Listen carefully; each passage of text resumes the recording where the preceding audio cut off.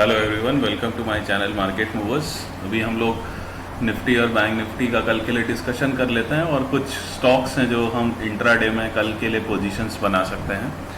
सबसे पहले एक बार निफ्टी का एनालिसिस देख लेते हैं कल के लिए। निफ्टी में अगर आप देखोगे तो यहाँ पर अभी 2 दिन पहले ब्रेकआउट दिया था, फिर एक हमको करेक्शन देखने को मिला था और फिर से एक पुल बैक देखने को मिला है निफ्टी को, जहाँ से यहाँ पर ब्रेकआउट आया था करीब 17,000 के आसपास। वहीं से निफ्टी ने एक करेक्शन दिया था और वहीं से हमको एक शार्प रिकवरी आ जाते हुए देखने को मिली थी। निफ्टी में जो अगला टारगेट पोजिशनली निकल कर आता है वो 17,500 का आता है, और जब तक इसके ऊपर होल्ड कर रहा है 17,000 के ऊपर, पोजिशनली हम 17,500 तक के टारगेट्स एम कर सकते हैं निफ्टी में। अभी कल के लिए हमारा क्या भी होना चाहिए, एक बार 15 मिनट्स के चार्ट पे जाके देख लेते हैं। 15 मिनट्स के चार्ट पे अगर हम देखेंगे तो निफ्टी ने अपने हाई के आसपास ही क्लोजिंग दी है, जो कि फ्राइडे वाले दिन की हाई थी, उसी के आसपास हमको क्लोजिंग देखने को मिली है।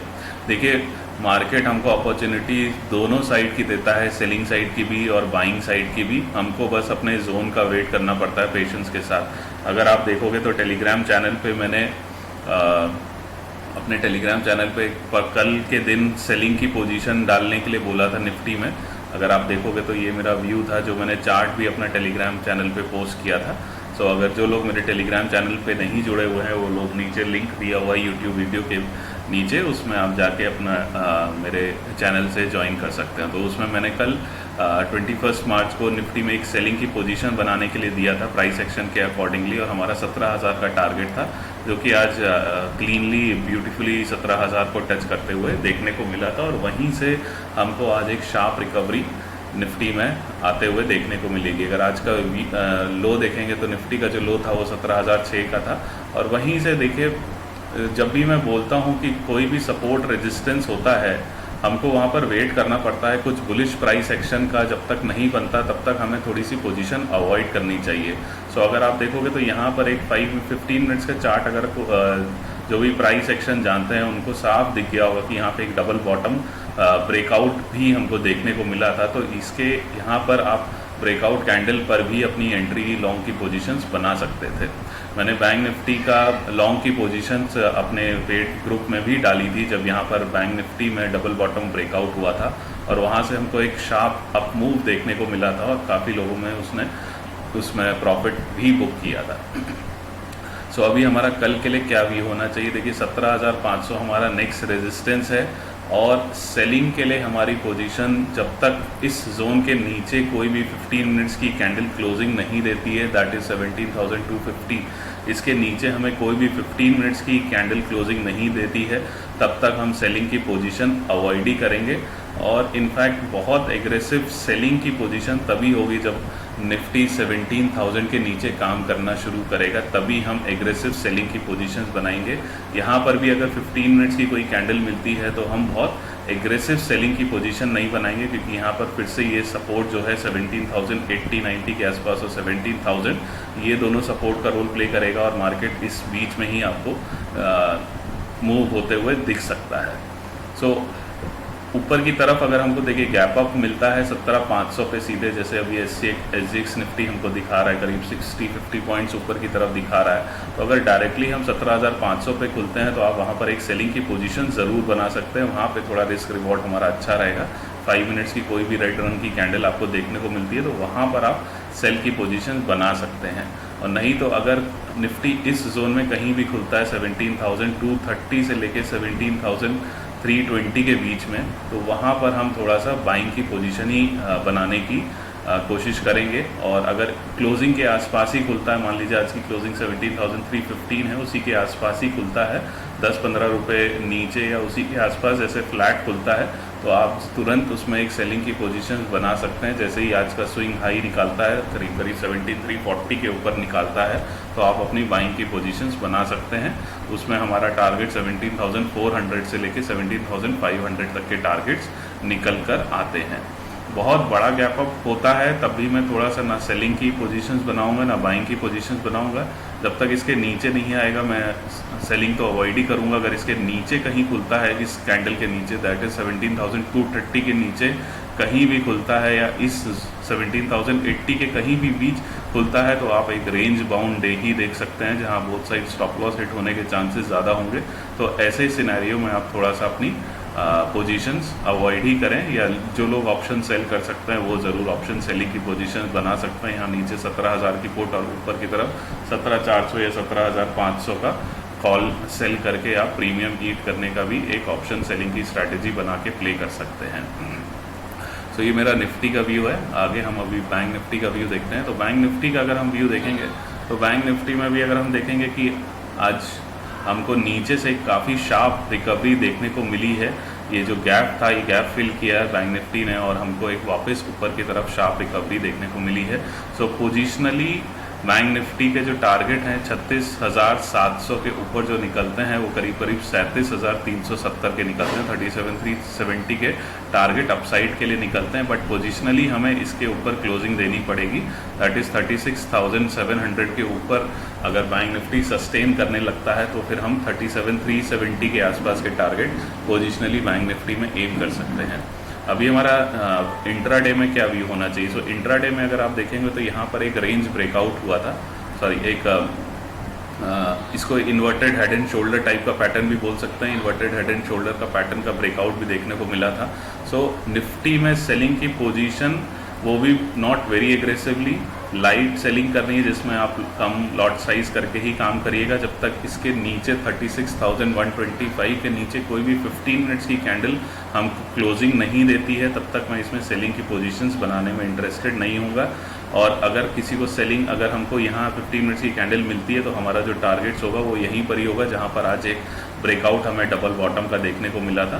दैट इज़ अराउंड 35,700 के आसपास आप टारगेट एक्सपेक्ट कर सकते हैं।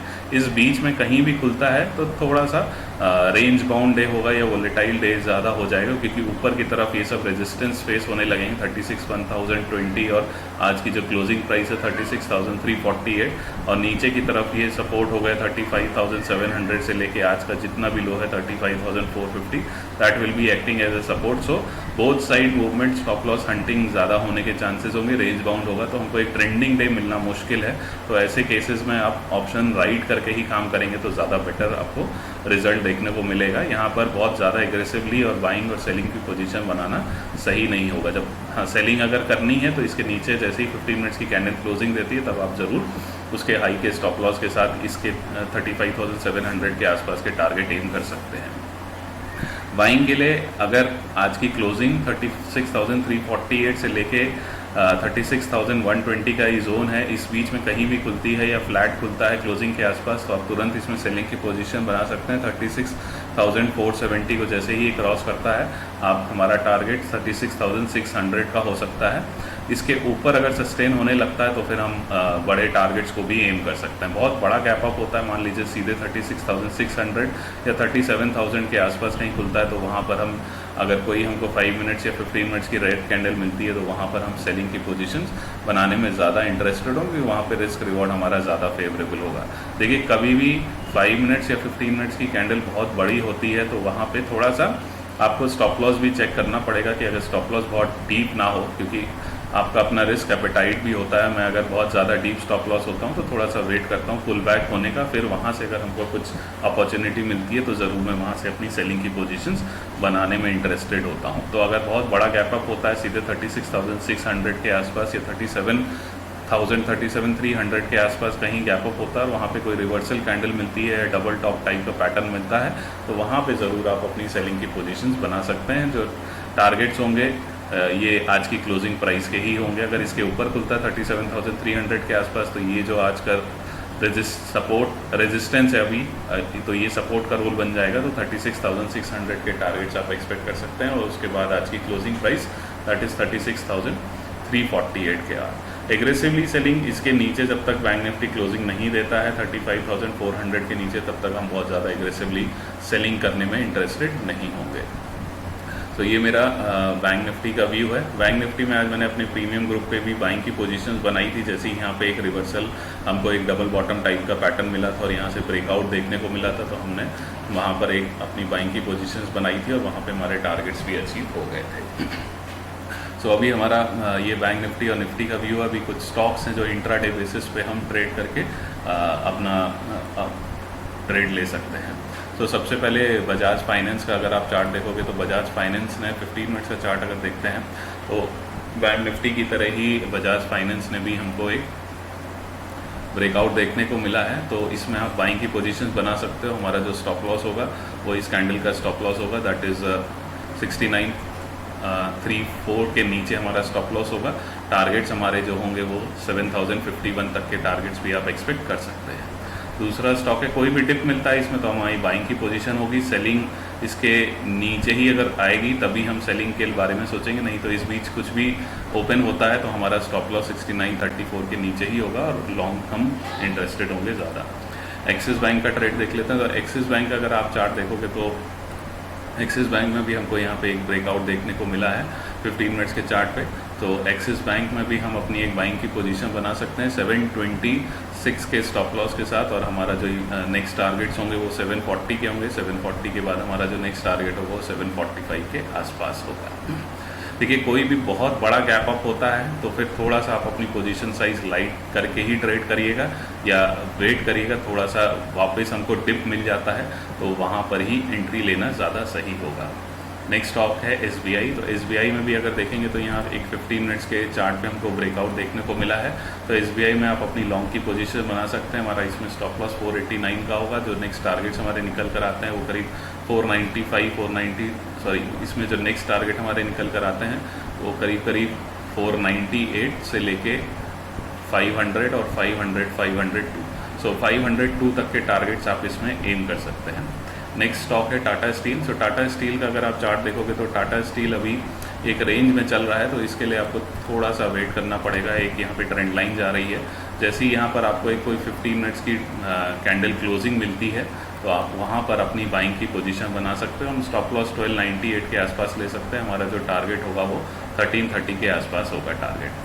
नेक्स्ट स्टॉक है यूपीएल का अगर हम चार्ट देखते हैं तो यूपीएल में भी एक ट्रेंड लाइन हमको जाते हुए दिख रही है। सो अगर इसके ऊपर कोई भी 15 मिनट्स की कैंडल हमें क्लोजिंग मिलती है तो आप अपनी बाइंग की पोजीशन बना सकते हो। इसमें हमारे टारगेट्स होंगे वो 787 से लेके 800 तक के टारगेट्स आप एम कर सकते हैं। जो स्टॉप लॉस होगा वो करीब 779 के आसपास का स्टॉप लॉस होगा। नेक्स्ट स्टॉक है विप्रो को अगर देखेंगे तो यहाँ पे काफ़ी स्ट्रॉन्ग ब्रेकआउट देखने को मिला है। विप्रो में वॉल्यूम्स भी काफ़ी स्ट्रॉन्ग थे। सो विप्रो में आप 605 के आसपास के स्टॉप लॉस के साथ बाइंग की पोजीशन बना सकते हो। इसमें जो हमारे टारगेट्स होंगे वो 615 और 616 के आसपास के हमारे टारगेट्स विप्रो में निकल कर आते हैं। सो कोई भी डिप आता है तो वहाँ पे और हमें अच्छी एंट्री मिल जाएगी क्योंकि हमारा स्टॉप लॉस और भी कम हो जाएगा। बहुत बड़ा गैप अप होता है तो वहाँ पे हम अपनी पोजीशन साइज़ कम कर ही अपनी एंट्री लेना पसंद करेंगे। तो ये मेरा वीडियो है निफ्टी, बैंक निफ्टी और हमारे कुछ स्टॉक्स हैं इंट्राडे बेसिस पे। तो आप लोगों को ये वीडियो अच्छा लगता है तो प्लीज़ इसको लाइक करिए, शेयर करिए एंड सब्सक्राइब करिए। और जो लोग भी मेरे प्रीमियम ग्रुप में जुड़ना चाहते हैं वो मेरे मैसेज पे व्हाट्सएप कर सकते हैं। बाकी मैं प्राइस एक्शन एडवांस की ट्रेडिंग शुरू करूँगा इस वीकेंड से। सो जो लोग भी इंटरेस्टेड हों वो मेरे व्हाट्सएप नंबर पर मेरे को मैसेज कर सकते हैं डिटेल्स के लिए। Thank you so much.